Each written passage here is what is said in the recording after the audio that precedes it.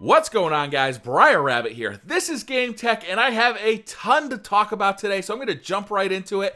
The first thing I want to talk about is Titanfall. So Vince Zampella, one of the founders of Respawn Entertainment, was on Twitter this weekend, and he had a lot to say. The first thing he talked about was the beta. So a lot of people are really looking forward to the beta for Titanfall, me included. And Vince Zampella said that you will not have to pre-order the game to get access to the beta.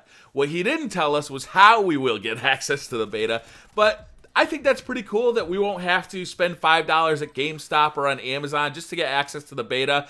That to me is a nice gesture from Titanfall, and I'm pretty excited to get my hands on this game, so I'll definitely be trying to get into that beta. He also said that users will not face the same restrictions with the beta that they faced in the alpha, so that gameplay can actually be shared via YouTube or Twitch or whatever. So the video that you can capture off of the beta will actually be shareable, and Titanfall and Respawn Entertainment will not be handing out copyright strikes on YouTube. That's awesome news, because if you're on the fence about this game, you'll be able to check it out on YouTube or on Twitch, and that'll be a lot of fun. So I'm really excited about this. I like when companies make decisions that are pro-consumer. So they made two here that I think are really good. They said, yes, we'll give you a beta so you can try out the game before you buy it, but you don't even have to pre-order the game to get into it. That's awesome news. Also, being able to share gameplay on YouTube and Twitch, that's great news too. So I think everybody's happy with both of these announcements. Now we just need to find out the dates for the beta, which are rumored to be February 14th to February 19th, which is coming right up. And we need to find out exactly how to get into that beta. So let's keep our ears open. I can't wait for this. There have been a ton of rumors about the Xbox One hardware this weekend. I wanted to address those rumors just a little bit. First of all, there are basically three different versions of this rumor. The first one is that we'd see a white Xbox One by the end of the year that would cost $399, the same price as the PS4, and include all of the current functionality of the Xbox One. The second one is that we'd see another version of the Xbox One by the end of the year that would not include a Blu-ray disc drive. And the third one is that we'd get a Xbox One that costs $400 by the end of the year that would not include a Kinect, but would include a Blu-ray drive. Now, I find that these rumors are a little bit on the flaky side. I don't see them taking the Kinect out of the box at this point. I think that they've included too much of the system software functionality with the Kinect. I know that if they pulled that thing out, it would basically save them $100 and allow them to release an Xbox One for $400. But I think that the validity of these rumors are a little bit questionable. I would see them release a discless Xbox One that included the Kinect. I think that'd actually be a pretty cool idea, but I don't know how successful it'd be with consumers.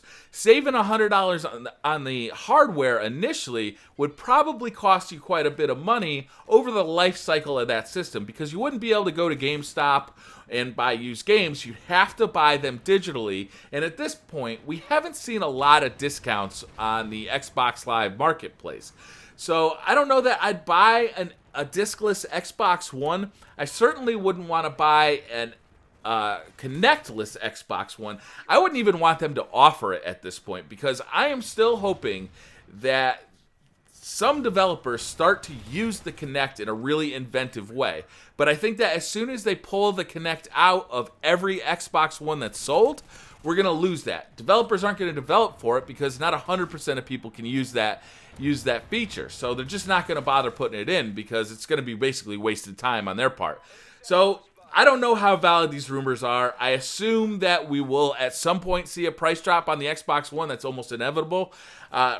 Removing the disc drive, I think, is risky. It's certainly risky for consumers, because I think you're going to be paying a premium for software if you decide to save $100 up front on a discless version of the Xbox One.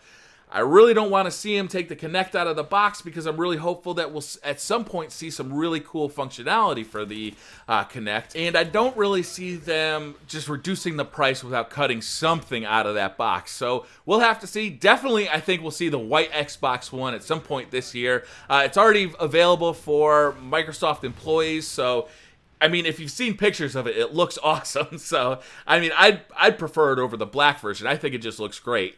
But we'll have to see how valid these rumors end up being.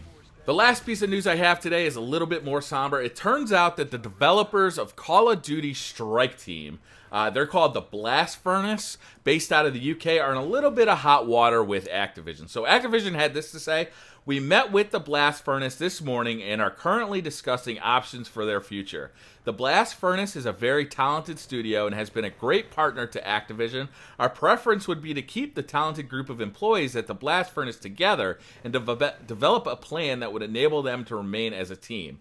Right now, it looks like the future doesn't look too strong for Blast Furnace, which is too bad because the Strike Team game was actually pretty good. If you're not familiar with this game, I actually have a video on my channel that you can check out. I'll put a link down to the description, but I actually enjoyed this game quite a bit. I thought it was an interesting take on Call of Duty that worked well with iOS. I played it on the iPad, and if you've ever tried to play a first-person shooter on like an iPhone or the iPad or an Android phone, they don't really work that well. Those touch controls just didn't work really well. So what Blast Furnace did with Call of Duty Strike Team is actually change it up a little bit so it was almost like an overhead strategic game. And it worked really well. It was a fun game to play. It looked great. It ran really well on my iPad 3. I can't really say how it runs on like different iPads, but if it ran really well on iPad 3, which is generally considered to be a fairly underpowered iPad, then it probably runs pretty well on just about anything. So I liked this game quite a bit. I thought it was a nice, a different take on Call of Duty as a franchise. I was looking forward to what the Blast Furnace came up with in the future, but now it looks like Activision either, doesn't have confidence in the Blast Furnace or just doesn't see iOS development as part of their future for the Call of Duty franchise, which is understandable. I know that this game sold relatively well. It was featured as Apple's editor choice, so it got kind of like a front page slot when it came out, and I think it sold pretty well, and it was pretty well reviewed. So I'm not really sure what Activision's problem is here. It may be that, they're working too slowly on the next game, or they don't make enough revenue for how much time and money they suck up. It's hard to tell. They're not really that upfront about it. They don't have anything bad to say about the Blast Furnace, but it does look like they might be shutting down the studio, or at least ending their ties with that studio, which is really unfortunate. If you're a fan of the Strike Team game, then this is really bad news. But hopefully they'll get past this and we'll see some more iOS and Android-based Call of Duties in the future. I'd certainly like that. That's going to do it for this video. Thank you very much for watching. I'll see you guys next time. Bye.